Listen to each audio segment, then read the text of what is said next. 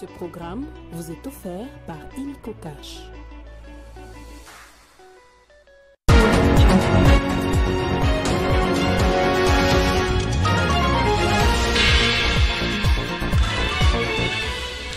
À Kinshasa, échange ce jeudi entre le chef de l'État Félix Tshisekedi et Jean-Noël Barrot, ministre de l'Europe, des Affaires étrangères de la France. Au menu, la situation actuelle qui sévit, que vit le pays, marqué notamment par un pillage de ressources naturelles, des massacres et autres violations massives des droits de l'homme. Crise sécuritaire à l'est de la RDC. Dans son discours à la nation, un jour après la bataille de Goma, le chef de l'État promet une riposte vigoureuse. Félix Tshisekedi a appelé à la mobilisation de tous les Congolais pour faire face à cet affront que subit le pays de la part du Rwanda. Et puis la campagne de collecte de sang en faveur des FARDC de la population a été lancée ce jeudi. L'objectif est de renvoyer suffisamment de sang pour aider la population dont la banque de sang s'avère insignifiante en ce moment. Vous faites bien de suivre Télé 50. Bienvenue dans ce journal. Dans l'actualité, le chef de l'État a reçu ce jeudi Jean-Noël Barrot, ministre de l'Europe, des Affaires étrangères de la France. Un échange de plus d'une heure au cours duquel Félix Tshisekedi a expliqué la situation actuelle que traverse le pays, marqué par un pillage des ressources naturelles, des massacres et autres violations massives de droits de l'homme. Concernant le saccage de l'ambassade de France lors des manifestations de mardi dernier, le président de la République a une fois de plus présenté ce regret aux partenaires français. Cette visite fait suite à une série de communications téléphoniques entre les présidents Félix Tshisekedi et Emmanuel Macron. Pas de déclaration de guerre, mais par contre une promesse d'une riposte vigoureuse pour défendre l'intégrité du territoire national. Le président de la République s'est exprimé mercredi soir, un jour après la bataille de Goma. Félix Tshisekedi a appelé à la mobilisation de tous les Congolais pour faire face à cet affront que subit la RDC de la part du Rwanda. Un discours de près de 13 minutes qualifié de discours d'espoir. C'est un Félix Tshisekedi visage serré, front dressé et déterminé qui fait son entrée pour adresser un message à la nation. Sa première prise de parole depuis l'entrée des Rwandais de M23 à Goma. Dans ses premiers mots, le président de la République reconnaît que ces instants sont critiques, mais rassure les Gomatraciens qu'il partage leur douleur et les a appelés à la résistance et à la résilience alors qu'une riposte se prépare. Permettez-moi de vous rassurer. Une riposte vigoureuse et coordonnée contre ces terroristes et leurs parrains est en cours. Nos vaillantes forces armées de la République démocratique du Congo, symboles de courage et de patriotisme, sont pleinement mobilisées, prêtes à défendre chaque centimètre de notre territoire. Mais ce combat, le président de la République le rappelle, concerne toute la nation, tous les Congolais, peu importe où ils se trouvent. Ces derniers sont appelés à se mobiliser et à unir leurs efforts. Félix Tshisekedi a rendu également hommage à tous les militaires nationaux et de la région qui ont avec bravoure défendu l'intégrité de la RDC. J'ai une pensée pieuse pour le général-major Peter Tsirimwami, gouverneur militaire du Nord Kivu, tombé les armes à la main. Je m'incline avec respect devant la mémoire de tous nos militaires et de tous les Wazalendo tombés sur le champ d'honneur. Je pense aussi aux soldats de la mission de la communauté de développement d'Afrique australe, la SAMI d'IRC, qui combattent à nos côtés, au casque bleu de la MONUSCO. À la communauté africaine, dont l'Union africaine, et à la communauté internationale, le chef de l'État s'est indigné de leur inaction qu'il qualifie de complice. Et face à cette complicité, il a appelé à l'effort de guerre de tous les Congolais par la participation notamment du secteur privé. Félix Tshisekedi a également affirmé qu'il privilégie la voie du dialogue, mais tout en restant lucide et prêt à défendre le pays par tous les moyens. Ensemble, nous surmonterons cette tempête, a-t-il conclu. Et de son côté, Cyril Ramaphosa a appelé mercredi dans un tweet au retrait des troupes rwandaises du sol de la RDC en déplorant la mort de 13 soldats de l'armée sud-africaine qui faisaient partie de la force de la SADC. Mais pour Paul Kagame, qui a répondu à son homologue, la Sami DRC n'a pas sa place dans l'est de la RDC. Ce dernier a dit être prêt à une confrontation avec l'Afrique du Sud. Une guerre africaine peut-elle être déclarée sur le sol congolais? En tout cas, c'est un peu la dynamique qui se dessine de plus en plus. C'est une escalade diplomatique qui intervient alors que la situation sécuritaire dans l'est de la République démocratique du Congo demeure préoccupante. Visiblement en perte de vitesse, le président rwandais Paul Kagame s'en est pris au président sud-africain Cyril Ramaphosa et l'accuse des mensonges, d'attaques délibérées et des distorsions de leurs conversations sur les conflits en RDC. Le président sud-africain, lui, a d'abord évoqué la mort des 13 soldats sud-africains dans l'est de la RDC, pointant du doigt le groupe rebelle M23 et la milice des forces des défenses rwandaises comme responsables de cette escalade. Cyril Ramaphosa a notamment qualifié les forces rwandaises de milices, un terme qui a provoqué la colère de Kigali, et a par la suite affirmé que Ramaphosa lui aurait confirmé en privé que les soldats sud-africains ont été tués par les forces armées congolaises FARDC et non par le rebelle, contredisant ainsi frontalement la version officielle de Pretoria. Le Rwandais remet également en cause la légitimité de la mission sud-africaine Sami DRC, qu'il décrit comme une force belligérante collaborant avec des groupes armés génocidaires. Au sujet de l'agression rwandaise toujours, s'invitant dans l'affaire, la Grande-Bretagne menace de couper toutes les aides accordées au Rwanda s'il continue de violer la souveraineté de la RDC. Le secrétaire d'État britannique aux affaires étrangères l'a dit hier à Paul Kagame après en avoir parlé avec le secrétaire d'État américain. Et au Sud Kivu, l'armée congolaise annonce une séance de tir d'armes à Niamunyuni, près de l'aéroport de Kavumu, demain vendredi. Elle demande par ailleurs à la population d'être calme au moment de tir et de vaquer librement à leurs occupations. Je le disais en titre à Goma, des produits de transfusion sanguine manquent cruellement aux hôpitaux depuis les derniers affrontements. Pour répondre à cette crise, le ministre de la Santé, Roger Kamba, a initié une campagne de dons de sang dans la capitale. C'est ce jeudi que s'est déroulé au Palais du Peuple et a été lancé par la première ministre Judith Suminwa. À Goma, la pénurie de sang se fait de plus en plus sentir dans les centres hospitaliers du chef-lieu de la province du Nord Kivu. La demande a même triplé, ont prévenu les organisations humanitaires. Dans sa stratégie de riposte, le ministre de la Santé publique, Roger Kamba, a initié ce jeudi une campagne de dons de sang à destination des FARDC, des Wazalendo et des populations civiles. L'événement s'est déroulé à l'esplanade du Palais du Peuple et a été marqué par la participation de la première dame, Denise Nyakeru Tshisekedi, et de la première ministre Judith Suminwa, qui ont toutes deux donné de leur sang. Nous avons, en tant que ministère, énormément de blessés dans nos structures de soins. Nous sommes très bien placés, nous, ministère de la Santé, pour savoir ce qui se passe. Parce que c'est nous qui recevons les blessés dans nos structures de soins. C'est nous qui voyons le type de blessures qu'il y a. Il y a des blessures par explosion, il y a des blessures par balle directe, il y a des blessures tranchées. Donc on a énormément de blessures. Et les capacités de nos structures de soins sont en train d'être dépassées. Sachez que cet acte permet de sauver des vies. Ne croyez pas que c'est seulement les militaires qui peuvent sauver nos vies.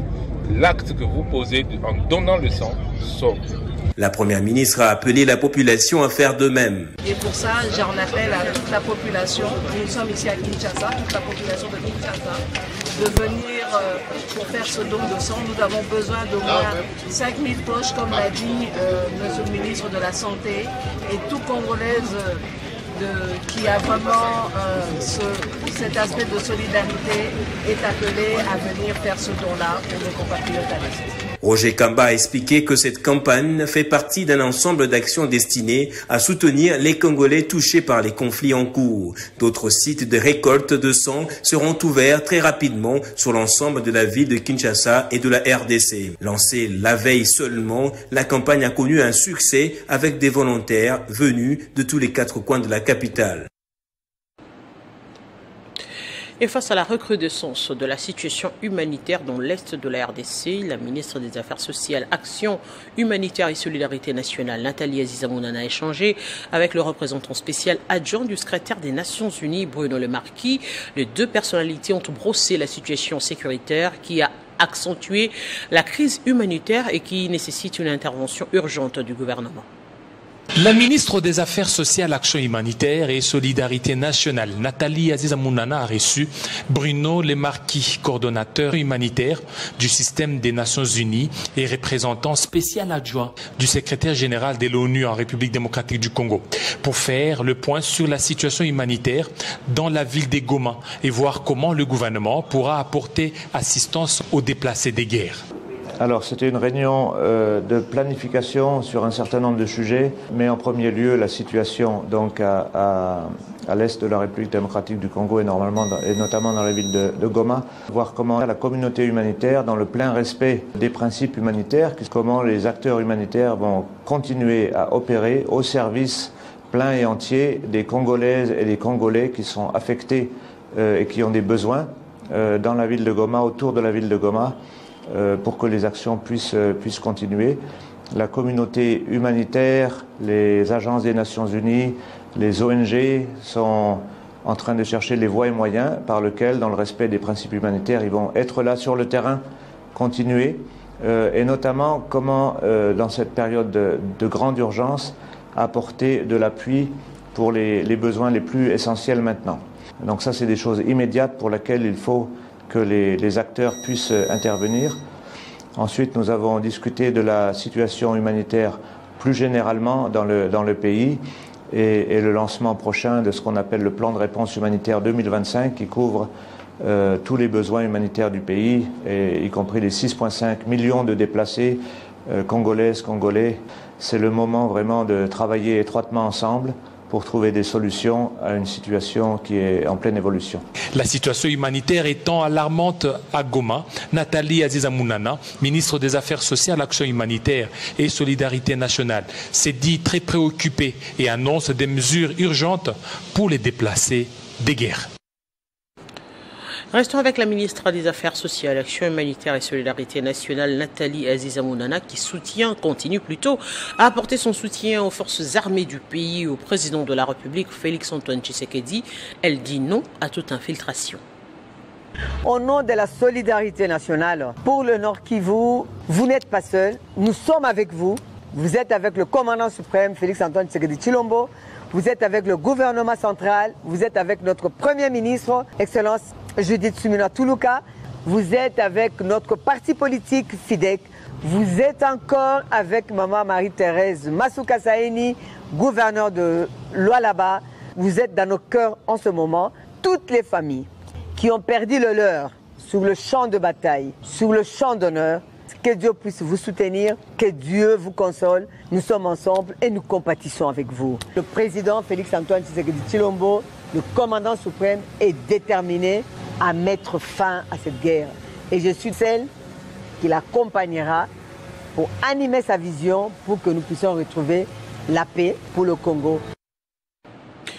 Et pendant ce temps, toutes les couches de la population congolaise sont vent debout face à l'agression de la RDC par le Rwanda et ses alliés AFC M23. À travers un communiqué, le ministre des Postes, Télécommunications et Nouvelles Technologies de l'Information et de la Communication, Augustin Kibasa Maliba, a affirmé sa détermination à soutenir les FARDC et appelle toute la population à se ranger derrière le chef de l'État pour entraver la progression des rebelles.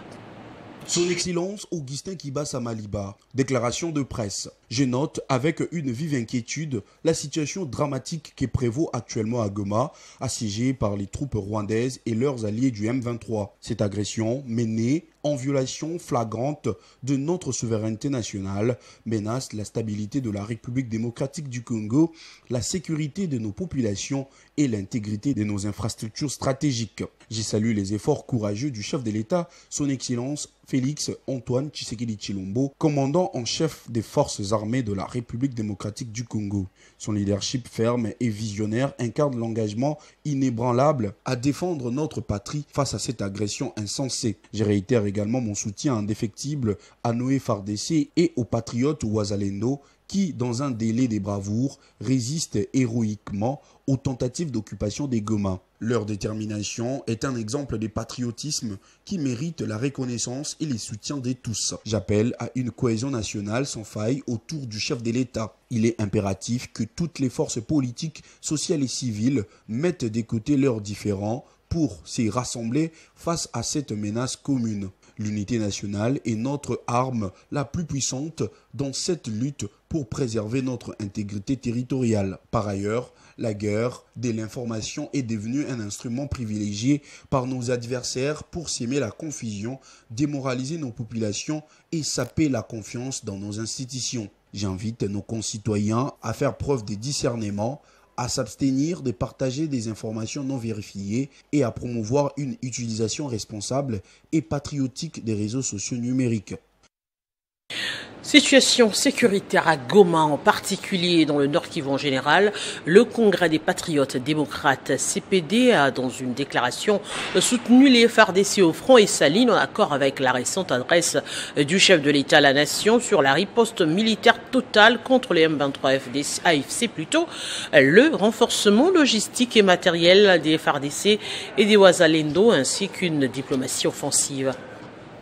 À vous, vaillants soldats, fils et filles de la RDC, qui tenaient la ligne de front contre l'ennemi, nous vous rendons hommage. Votre sacrifice ne sera pas vain. La nation tout entière vous est reconnaissante et solidaire de votre combat. Vous incarnez l'honneur, la résistance et l'espoir d'un Congo souverain et uni. Congrès des patriotes démocrates pense également aux familles de nos militaires tombés sur les théâtres d'opération. Face à cette tragédie, nous lançons un appel solennel au commandant suprême des forces armées, son Excellence Félix-Antoine Tshisekedi Tshilombo. Il est temps de transformer la douleur de notre peuple en un sursaut patriotique. Il est temps d'engager des actions concrètes et décisives pour mettre fin à l'agression dont est victime le Nord Kivu.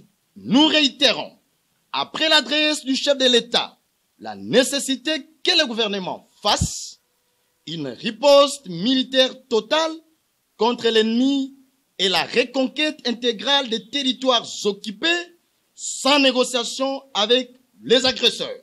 Une prise en charge digne des militaires et de leurs familles pour que ceux qui se battent n'aient plus à le faire dans l'abandon et la précarité. Une diplomatie offensive pour mettre fin à l'hypocrisie de la communauté internationale et obtenir des sanctions contre les soutiens extérieurs des groupes armés.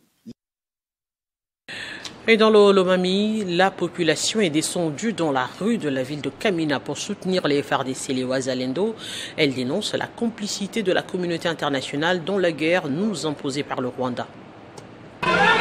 La ville de Kamina, chef-lieu de la province du Olomami, a connu une ébullition ce jeudi 30 janvier 2025 suite à une marche de soutien organisée par le gouverneur Banza-Mouloumé Marmo pour soutenir les forces armées de la République démocratique du Congo en guerre à l'est du pays contre le rebelle de M23 soutenu par le Rwanda. Des mouvements citoyens, des partis politiques membres de l'Union sacrée, les associations et forces vives, les institutions universitaires et membres du gouvernement provincial ont répondu présents à l'appel de l'autorité provinciale Banza-Mouloumé Marmo afin de décrier cette guerre injuste que subit la RDC. La marche est partie de la place de l'écran géant jusqu'au niveau du rond-point Ilungambidi en passant par les grandes artères de la ville de Kamina.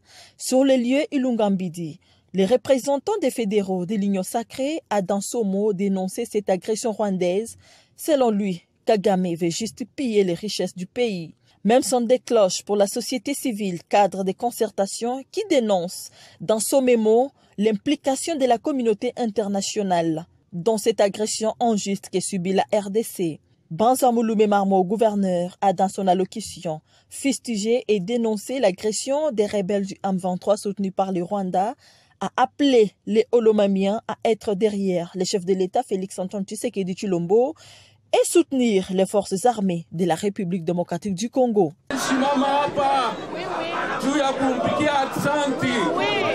Munaonesha kwamba munapenda nchi yetu, munapenda president wetu Felix Antoine Tshisekedi, munapenda FARDC, munapenda bandugu yetu ya Este.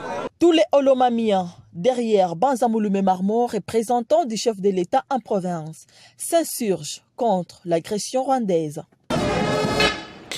Et puis le député national Lambert Mende Omalanga, en vacances parlementaires, a participé à une vaste mobilisation de la population de Lodja aux côtés du gouverneur du Sankuru, Victor Kitinge Kanyama, à cette marche pacifique qui s'est tenue au stade Lumumba de Lodja pour soutenir indéfectiblement le président de la République, Félix-Antoine Tshisekedi, dans ses efforts de restaurer la paix dans la région de l'Est de la République démocratique du Congo.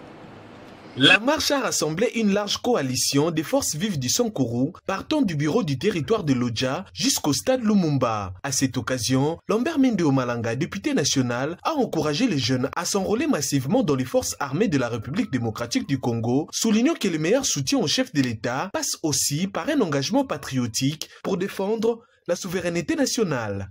Nous engageons le président de la République, Félix Tshisekedi, à continuer à faire monter en puissance nos forces armées de la République démocratique du Congo. Faire monter en puissance nos vaillants combattants Wazalendo qui soutiennent le FARDC. C'est la seule chose qui reste pour préserver l'intégrité territoriale.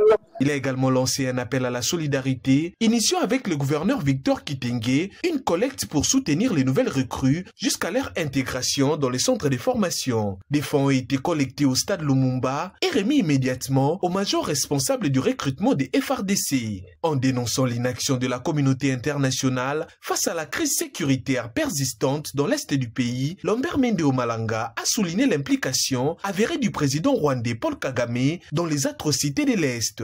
Le gouverneur Victor Kitinge Kanyama a exhorté la population à se méfier des tentatives de manipulation venant des réseaux sociaux, souvent orchestrés par les forces externes cherchant à déstabiliser le pays, et a insisté sur l'importance de l'unité et de la résilience face à ces défis. Nous apportons également la solidarité des populations du Sankuru vis-à-vis ou par rapport à tout ce qui se passe aujourd'hui à l'est de la République démocratique du Congo. Cette marche, à la fois symbolique et pragmatique, illustre la mobilisation des Congolais du Sankuru autour de leur souveraineté et met en avant le rôle crucial de la...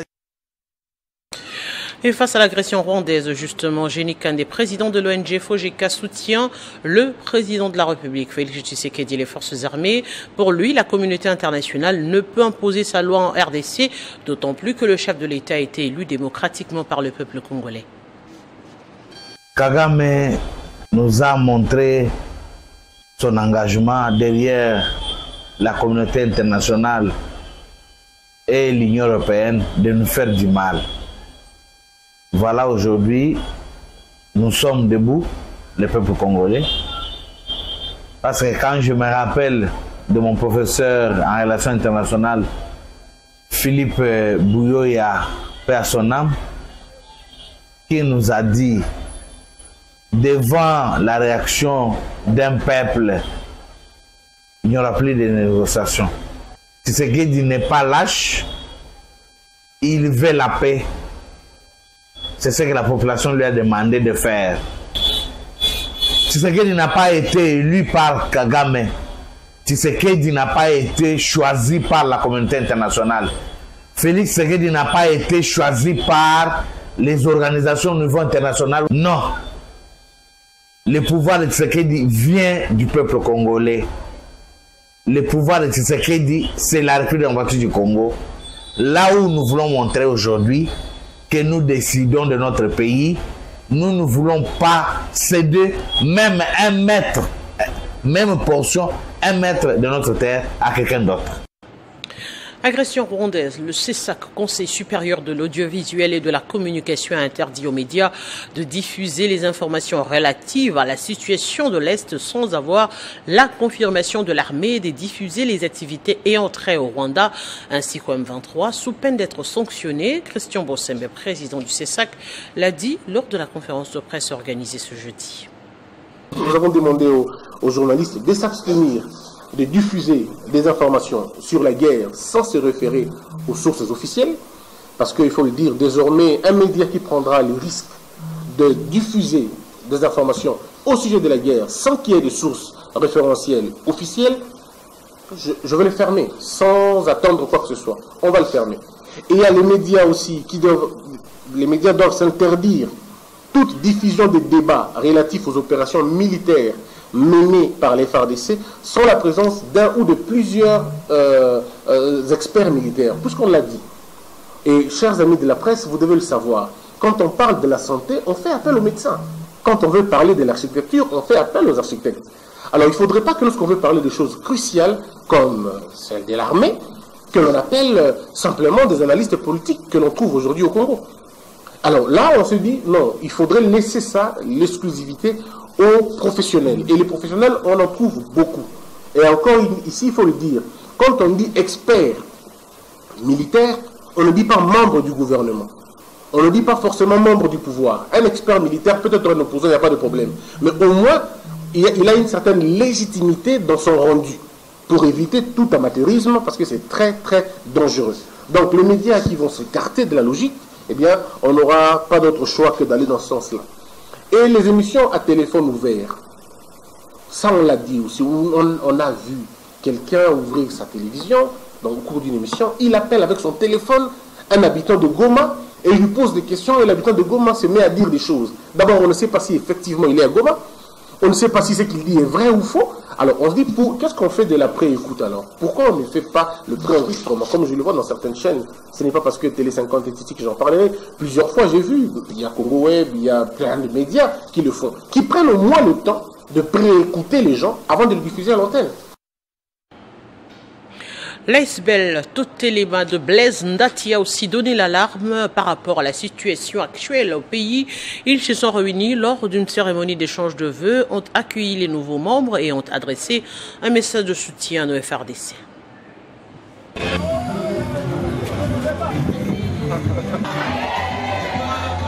L'aréna de Malueka a servi de cadre pour la cérémonie d'échange de vœux de l'ASBEL Totelema. Son président fondateur, Blaise Ndati B4, s'est rendu personnellement à ce moment de réjouissance qui a connu une adhésion de plusieurs membres convaincus de la vision et des valeurs que prône l'ASBEL Totelema. Je pense que l'ONG Totelema, comme le dit bien, ça signifie rester debout. Et je souhaite qu'ils restent debout dans leur tête et dans leur esprit pour faire développer Malueka. C'était une occasion propice pour celui qui se présente comme un digne fils du coin de rendre un hommage au FARDC qui s'est battu au front pour préserver l'intégrité territoriale. Blaise Ndati, président fondateur, décline ici la vision de l'ASBEL Totelema. La première mission d'abord de Totelema, c'est permettre un relèvement communautaire. Que les jeunes qui m'entourent, que les mamans qui m'entourent, qui puissent apprendre la politique de chercher que de demander, d'apprendre à pêcher comme le disait Confucius. C'est d'abord ça la première mission. L'ASBEL Totelema s'érige en contributeur utile pour le développement, la paix et l'épanouissement de la jeunesse en République démocratique du Congo. Dans le Tanganyika, dans un autre chapitre, carrément, les sociétés AVZ Cominière et Datomir étaient en voie d'exécution du projet Manono Kitotolo, le plus grand projet du monde qui concerne l'extraction du lithium. Fort malheureusement, cela n'a pas été saisi pour intérêt personnel selon les associés de la société AVZ. L'affaire a donc été portée au tribunal de commerce de Kinshasa et sur demande de l'Australienne AVZ, un compte équestre de 20 millions de dollars américains sera créé en attendant le règlement du litige pour pouvoir procéder au lancement du projet tel que prévu. Il s'agit d'un projet vers le territoire de Manono. Les actionnaires qui, à l'époque, avaient principalement aidé AVZ à devenir même AVZ, nous allons chercher des partenaires, des gros partenaires comme AIU et les autres. On va vous les mettre là-bas pour permettre à ce que la société vite puisse lever des fonds sur le marché international. Et donc, ils ont fait ça. Ces partenaires comme Datomir, etc. Et ils ont beaucoup aidé AVZ. Maintenant, lorsque l'étude de faisabilité sort, ils reviennent à la table de négociation pour dire, écoutez les gars, je pense que ce projet va apporter beaucoup d'argent. Il est temps de renégocier et de pouvoir discuter sur la possibilité de pouvoir chacun gagner quelque chose. Mais malheureusement, la position de AVZ a été ferme. C'est-à-dire les gens qui vous ont aidé au début et qui avaient permis à ce que vous puissiez devenir ce que vous êtes devenus. Et quand vous regardez même la valeur d'achat du projet à l'époque, l'argent n'était pas grand-chose. Donc il y avait possibilité de pouvoir négocier à l'amiable. Des instructions avaient été données au niveau de l'équipe managériale de AVZ pour pouvoir faire des paiements. Et ces paiements étaient effectués dans l'espoir que bientôt on va obtenir la licence, on va les faire les fonds. Au plaisir de son Excellence, Monsieur le Président Félix Antoine Tshisekedi avait porté le cœur sur ce projet. Je ne peux pas vous dire combien de fois il nous a reçus à titre individuel, avec un calendrier aussi chargé et à plusieurs reprises, et nous donnant même des opportunités de faire des réunions et de lui proposer des solutions. Prenons cette mise au point en réponse aux allégations jugées non fondées de M. Kabamba Kassongo Jean-Pierre sur le déguerpissement intervenu le 12 décembre 2024 au numéro 43 avenue de l'Abattoir ville de Likassi et sur sa tentative de réinstallation frauduleuse du samedi 21 décembre 2024 ayant également prétendu avoir été réinstallée par le ministre de la Justice accusant la société BCM de spoliation dans un communiqué diffusé plutôt dans le journal de Télé 50 ici, du 13 et 24 décembre dernier. BCM SRL refute ces allégations sans preuve et les qualifie d'imputation dommageable. Elle le dit dans son communiqué daté du 2 janvier 2025, dont une copie est parvenue à notre rédaction. Selon ce communiqué, M. Kabamba Kassongo avait été déguerpi le 12 décembre 2024 des entrepôts situés au numéro 43 de l'avenue de l'Abattoir à Likassi. Il avait par la suite accusé BCM SRL d'expoliation et avait tenté de se réinstaller frauduleusement sur le lieu le samedi 21 décembre 2024, prétendant avoir été réinstallé par le ministre de la Justice. BCM SRL réfute catégoriquement ces allégations, les qualifiant d'imputation dommageable. La société affirme que M. Kabamba Kassongo n'a jamais produit la moindre preuve de sa prétendue réinstallation par le ministre d'État de la Justice. BCM SRL rappelle que plusieurs décisions de justice ont confirmé sa propriété des entrepôts situés au numéro 43 de l'avenue de l'Abattoir.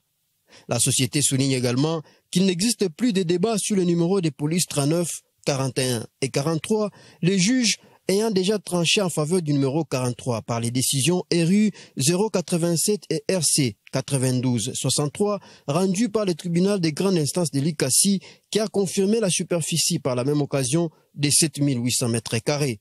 De plus, BCM SRL met en avant le communiqué du ministre de la Justice interdisant toute exécution des décisions de justice sans l'avis favorable préalable de la commission mixte ainsi que l'arrêté d'organisation judiciaire et la circulaire du procureur général interdisant la pratique de la réinstallation irrégulière des personnes déguerpies. Face à ce qu'elle considère comme une rébellion organisée, une manipulation et une intoxication gratuite, BCM SRL appelle le ministre d'État de la Justice à se saisir de cette affaire.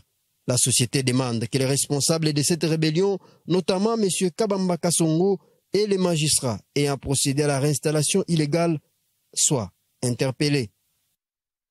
Guerre d'agression rwandaise contre la RDC à partir de la province du Nord Kivu. L'Union Sacrée Lualaba, chère à Fifi Masuka Saini, gouverneur de la province, hausse le ton à travers une déclaration. Elle dénonce vigoureusement l'attaque du chef-lieu de la province du Nord Kivu par des militaires rwandais. L'Union Sacrée Lualaba dénonce avec vigueur l'attaque de la ville de Goma par le Rwanda. Et c'est en violation flagrante des principes qui guident les relations internationales, en l'occurrence le principe de respect mutuel de la souveraineté et de l'intégrité territoriale, la non-agression mutuelle et la coexistence pacifique.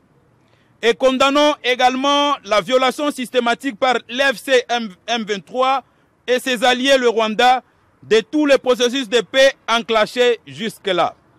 Réitérons notre total soutien et nos encouragements au FARDC et à toutes les forces de défense, notamment les Wazalendo, qui versent de leur sang pour la survie de la nation et de l'intégrité territoriale.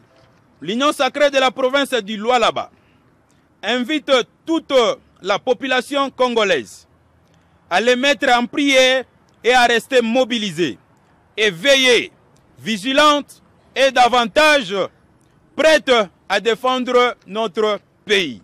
Au demeurant, la coordination de l'Union sacrée Lualaba tient de vive voix à renouveler son attachement et sa confiance à son Excellence Madame la gouverneure de la province du Lualaba et fille aînée de l'Union sacrée, Marie-Thérèse Fifi Masuka Saini, pour son implication sans faille dans la recherche de la paix à l'est du pays, tout en soutenant matériellement, financièrement et moralement nos FARDC depuis son avènement à la tête de l'exécutif provincial du Lualaba. Et juste après ce journal, vous allez suivre ce message d'encouragement de nos FARDC, mais aussi au président de la République de l'entreprise OCC. Mais pour l'instant, prenons le rappel des principaux titres. À Kinshasa, échange ce jeudi entre le chef de l'État Félix Tshisekedi et Jean-Noël Barrot, ministre de l'Europe et des Affaires étrangères de la France. Au menu, la situation actuelle que vit le pays, marqué notamment par un pillage des ressources naturelles, des massacres et autres violations massives des droits de l'homme. Crise sécuritaire à l'est de la RDC. Dans son discours à la nation, un jour après la bataille de Goma, le chef de l'État promet une riposte vigoureuse. Félix Tshisekedi appelle à la mobilisation de tous les Congolais pour faire face à cet affront que subit le pays de la part du Rwanda. Et puis la campagne de collecte de sang en faveur des FARDC, mais aussi de la population, a été lancée ce jeudi. L'objectif est de renvoyer suffisamment de sang pour aider la population, mais aussi les FARDC, dont la banque de sang s'avère insignifiant en ce moment au Nord Kivu. Ce journal est complètement terminé. Merci à vous de l'avoir suivi et surtout, très bonne suite de programme sur Télé 50.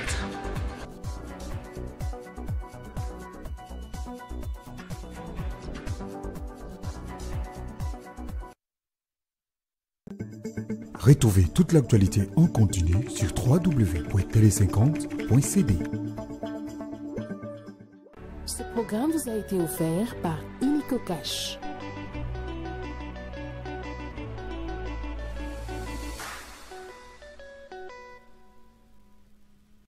Message de soutien au commandant suprême Félix-Antoine Tshisekedi, président de la République, et aux forces armées de la République démocratique du Congo, avec l'expression de mes hommages. Le plus déférent, la République démocratique du Congo, notre pays, connaît une guerre d'agression lui imposée par le Rwanda et son supplétif M23 dans sa partie orientale. Cette guerre entraîne la mort de nombreux compatriotes déplacés internes et de la destruction des infrastructures. Au nom de la masse laborieuse de l'Office congolais de contrôle et au mien propre, j'apporte ma compassion envers les compatriotes vivant à Goma et ses environs, ainsi que mon soutien conditionnel au commandant suprême des forces armées, son Excellence, M. Félix-Antoine Tshisekedi Tshilombo, président de la République, et à nos forces armées qui se battent sur le terrain de manière que nos agresseurs soient boutés hors du territoire national. Que la population meurtrie de Goma sache que l'ensemble de la population congolaise compatit avec elle pour toutes ces atrocités subies. Fait à Kinshasa le 30 janvier 2025, Dr Étienne Chimanga Mutombo, directeur général. Communiqué nécrologique, et c'est avec une profonde tristesse que les familles lieutenant général Ntumba, Boamunda Franck, Bolombo, Moussepu, Mbango Kitoko, Laya, Kangimala et Awashango annoncent le décès inopiné de leur bien-aimée fille et épouse, Madame Fatouma Agathe Bolombo, épouse de Moussepu que le destin a soustraite trop tôt à leur affection le mardi 21 janvier 2025 à l'hôpital HJ de suite d'une courte maladie. Les programmes de son inhumation se présentent comme suit. Jeudi 30 janvier 2025, recueillement à l'espace Ave Maria, près de l'hôpital de Saint-Contenaire. Vendredi 31 janvier 2025, veillée mortuaire à l'espace Ave Maria. Samedi 1er février 2025, inhumation à la nécropole 1 dans la commune de Lantsele. Que son âme repose en paix.